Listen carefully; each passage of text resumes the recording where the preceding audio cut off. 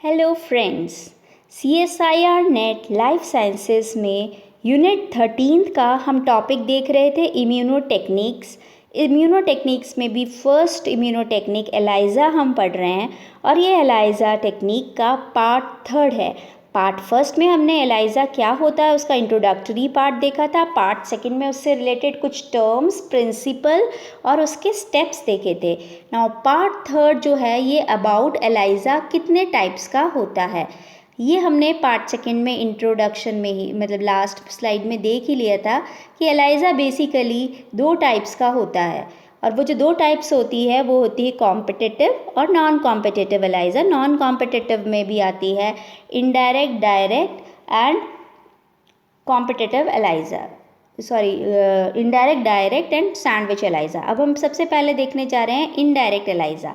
ये आपका micro titer well है। इनडायरेक्ट एलाइजा जो हम स्टार्ट करते हैं माइक्रो टाइटर वेल। सबसे पहला स्टेप में आप क्या करते हो इनडायरेक्ट एलाइजा में, इस वेल में आपने क्या डाल दिया है, एंटीजन डाल दिया। अब आपने इसके अंदर एक ब्लॉकिंग बफर डाल दिया ताकि एंटीजन इधर उधर हिले नहीं, जहाँ पे चिपका है वहीं चिपका हुआ रह जाए। नेक्स्ट अब आपने इसमें एक प्राइमरी एंटीबॉडी ऐड की। अब आप इसमें ऐड करोगे एक सेकेंडरी एंटीबॉडी जो लिंक्ड है हॉर्स रेडिश पेरोक्सिडेज एंजाइम के साथ में। फिर आपने इसमें एक सबस्ट्रेट ऐड किया। यहाँ पे आप देख रहे हो स्क्वायर बॉक्सेस में ये कलरलेस सबस्ट्रेट है। कलरलेस आपने क्रोमोजन इसके अंदर ऐड किया और ये जैसे कलरलेस एंजाइम के साथ में रिएक्ट करेगा तो ये कलर प्रोड्यूस कर देगा, ब्लू कलर। ये फिनोमेनन इनडायरेक्ट एलाइजा का है। नेक्स्ट हम देख लेते हैं इस प्रोसेस के एडवांटेजेस क्या है। ये बहुत ही ज़्यादा इसके लिए हमारे पास में सेकेंडरी एंटीबॉडी अवेलेबल होती है वाइड वेराइटी में, अलग अलग लेबल्स के साथ में कमर्शियली अवेलेबल होती है। ये बहुत ही वर्सेटाइल है क्योंकि बहुत सारी प्राइमरी एंटीबॉडी हम बना सकते हैं एक ही स्पीशीज़ में। सेम लेबल सेकेंडरी एंटीबॉडी भी हम उसी स्पीशीज़ के अंदर बना सकते हैं। फिर हम इसके देख लेते हैं इसके अंदर इम्यूनो रिएक्टिविटी जो है प्राइमरी एंटीबॉडी की लेबलिंग से इफ़ेक्ट नहीं होती, ये भी इसका एडवांटेज है। और सेंसिटिविटी क्यों बढ़ जाती है, क्योंकि हम इसमें सेकेंडरी एंटीबॉडी भी यूज़ कर रहे हैं। एक तरह का एम्प्लीफिकेशन रिजल्ट देखने को मिलता है। TMB जब हम सबस्ट्रेट डालते हैं तो वो डिटेक्टेबल कलर प्रोड्यूस कर रहा होता है, तो हम आसानी से आइडेंटिफाई कर सकते हैं। डिसएडवांटेज क्या है इनडायरेक्ट की, क्रॉस रिएक्टिविटी हो सकती है। सेकेंडरी एंटीबॉडी जो है वो एक नॉन स्पेसिफिकल सिग्नल दे सकती है क्रॉस रिएक्टिविटी शो करके। क्रॉस रिएक्टिविटी मतलब डिफरेंट चीज़ों के साथ में रिएक्ट करके वो क्रॉस रिएक्टिविटी और कलर प्रोड्यूस कर सकती है, तो एक नॉन स्पेसिफिक सिग्नल भी दे सकती है।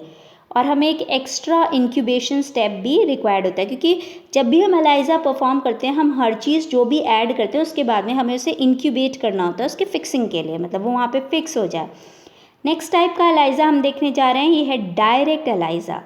डायरेक्ट एलाइजा में आप वेल लेते हो, एंटीजन डालते हो इसके अंदर, आपका ब्लॉकिंग बफर डालते हो, उसके बाद में ये हमने प्राइमरी एंटीबॉडी डाली। प्राइमरी एंटीबॉडी एंजाइम से डायरेक्टली लिंक्ड है। अब आपने इसमें क्रोमोजन डाला, क्रोमोजन डालते ही जो आपका पूरा सोल्यूशन है वो कलर हो जाएगा क्योंकि बिकॉज एंजाइम उसमें प्रेजेंट है। ये डायरेक्ट एलाइजा है। अब डायरेक्ट एलाइजा के एडवांटेजेस देख लेते हैं। बहुत ही क्विक मेथडोलॉजी है क्योंकि इसमें एक ही एंटीबॉडी यूज़ हो रही है, दो यूज़ नहीं हो रही हैं। क्रॉस रिएक्टिविटी पॉसिबल ही नहीं है क्योंकि हमने सेकेंडरी एंटीबॉडी यूज़ की ही नहीं है। डिसएडवांटेज क्या है, इम्यूनो रिएक्टिविटी जो प्राइमरी एंटीबॉडी की है वो कम हो जाती है लेबलिंग के कारण। वहाँ हम सेकेंडरी एंटीबॉडी को यूज़ करते हैं तो बेसिकली हमारा एंटीजन किसके साथ में रिएक्ट हो रहा था, प्राइमरी के साथ में, इनडायरेक्ट में।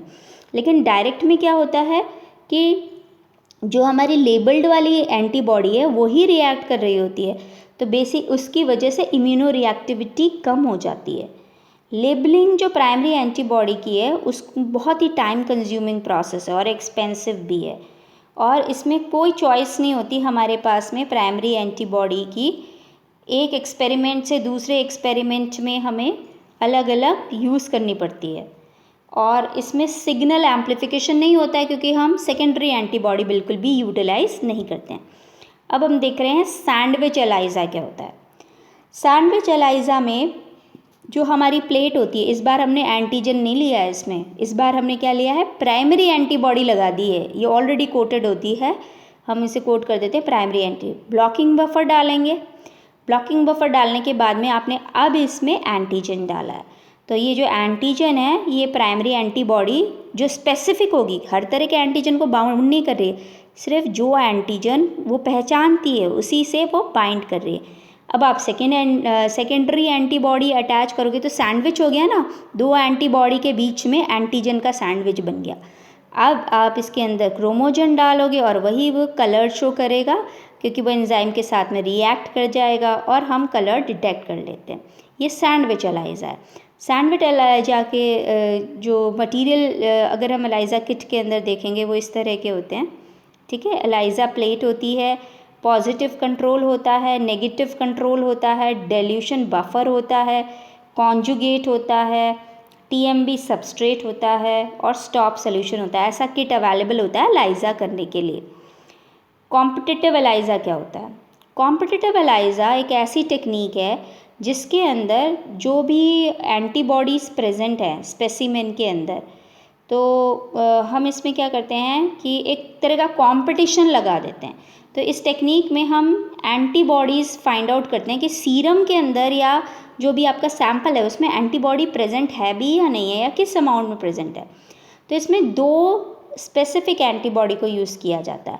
एक जो एंटीबॉडी आप यूज़ कर रहे हो उसमें तो आपने एंजाइम लगाई है, और जो दूसरी एंटीबॉडी है उसमें एंजाइम नहीं लगी है, ठीक है। तो कंपटीशन दोनों तरह के एंटीबॉडीज़ के बीच में होगा, क्योंकि दोनों ही एंटीबॉडी एक ही एंटीजन को आइडेंटिफाई करती हैं, इसीलिए इसको कॉम्पिटिटिव एलाइजा कहते हैं। अभी तक जो हमने डायरेक्ट, इनडायरेक्ट और सैंडविच देखे थे वो क्या थे, नॉन कॉम्पिटिटिव वाले थे। कॉम्पिटिटिव में कंपटीशन लगाया जाता है दो एंटीबॉडीज़ के बीच में फॉर सेम एंटीजन, और फिर उसके हिसाब से हम फाइंड आउट कर सकते हैं, रिजल्ट पता कर सकते हैं कि आपके ब्लड सैंपल में एंटीबॉडी प्रेजेंट भी है या नहीं है। अगर जो है कलर प्रोड्यूस होता है, तो अगर कलर प्रोड्यूस होता है तो इसका मतलब क्या है कि जो है नेगेटिव टेस्ट है, एंटीबॉडी है ही नहीं। लेकिन अगर कलर जो है नहीं प्रोड्यूस होता है तो इसका मतलब है एंटीबॉडी है। कॉम्पिटिटिव एलाइजा का रिजल्ट थोड़ा सा डिफरेंट होता है बाकी सारे एलाइजा के रीडिंग के हिसाब से। तो हम देख लेते हैं कि कैसे, जब हम एनिमेशन देखेंगे बहुत क्लियर हो जाएगा इस एस्पेक्ट को। तो जो कॉम्पिटिटिव एलाइजा है इसमें कॉम्पिटिटिव बाइंडिंग होती है। तो हम एक बार इसको अच्छे से समझ लेते हैं कॉम्पिटिटिव एलाइजा को। ये आपका माइक्रो टाइटर वेल है, इसमें आपने क्या डाली है, एंटीबॉडी डाली है। अब एंटीबॉडी तो इसमें ऑलरेडी प्रेजेंट है। अब आपने दो तरह की एंटीबॉडी ली है, ये आपका सैंपल है, इस सैंपल में हो भी सकता है एंटीबॉडी प्रेजेंट है, और ऐसा भी हो सकता है इसमें एंटीबॉडी नहीं प्रेजेंट है। भाई आपके ब्लड सैंपल में किसी डिजीज़ के रिलेटेड एंटीबॉडी प्रेजेंट है या नहीं है वो हमें देखनी है। और दूसरी आप जो और ये इसको हम क्या करते हैं, एंटीजन से अटैच कर देते हैं। ये दूसरी, ये हमने ना कौन सी एंटीबॉडी ली है, ये टेस्ट वाली मतलब ये हमारे पास में लेबल्ड एंटीबॉडी है, इसको आपने एंजाइम से लेबल किया हुआ है, और इसमें भी आप क्या करते हो, एंटीजन से लिंक कर देते हो। अगर आप देखोगे तो एंटीबॉडी का कलर एक ही जैसा है, तो ये जितनी भी एंटीबॉडीज़ है सारी की सारी सेम ही है, एक ही तरह के एंटीजन को पहचानती हैं। हमारे वेल में भी वही एंटीबॉडी लगी हुई जो एक तरह के एंटीजन को पहचानती है, और जो बाहर है वो भी सारी एंटीबॉडीज़ वो है जो सेम एंटीजन को आइडेंटिफाई करती हैं।